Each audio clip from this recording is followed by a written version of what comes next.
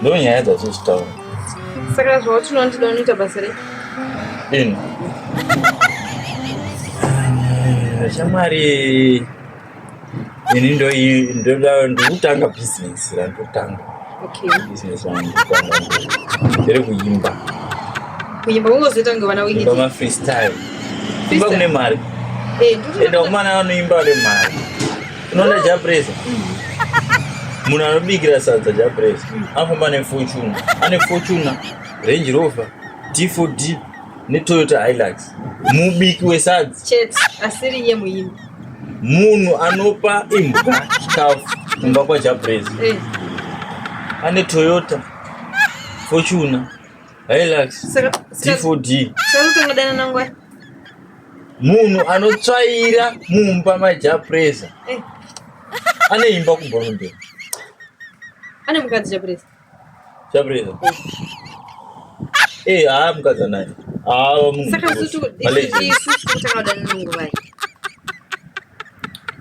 akana ungoti chero izvozvo. Saka kana takatanga izvozvo iwe unonga kundoimba. Aiwa, ndagara ndopota ndichirwa mafreestyle. Zvotongona kutondiimbira. Zvamai manje ndichiri kusvoda because apa ndova nelaita rerudo. Unoona zuva rako pawanditarisa reruda kunyungulusa maziso angu, saka confusion yandinayo ka malines angu anogona kuaffectika. Saka unonga unoenda nemashow. Zvoda kustudio. Unoenda nemashow. Katajairana. Tojairana nguva iri. Ini ndikuti tikudana naizvo zvitoita zvimire. Ina ndisuda zvokujairwa. Ndakambodira fertilizer muriwo wepamba pawingiti. Ukatokundowa aibi. Shamwari, vanhu vanoimba vane mari. Saka ndizvo ndikuti sawa tikurora narini. Unoona Freeman? Mutoilet maanogezera Freeman. Moita kunge kudenga. Tikurora narini. Ndakambosvika kumba kwavo naFreeman ndikakumbira kupinda mutoilet.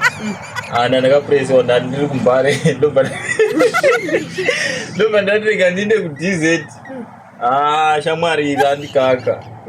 Ndobva ndangoti sezvo Freeman semunhu wandakakura naye ndobva ndamhanya. Mutoilet maanogara vanhu vanogona kuzoti hake munhu akaromba but kune vanhu vakapedzwa nenhau yekuimba iyoyo. Aiwa, zvekuimba zvine mari ndatotanga rangu bhendi.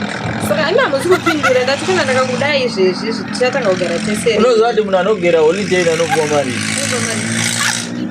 1000 US every day. paanongogera kati wacho Every day. aiwa, ndakutoita zvekuimba.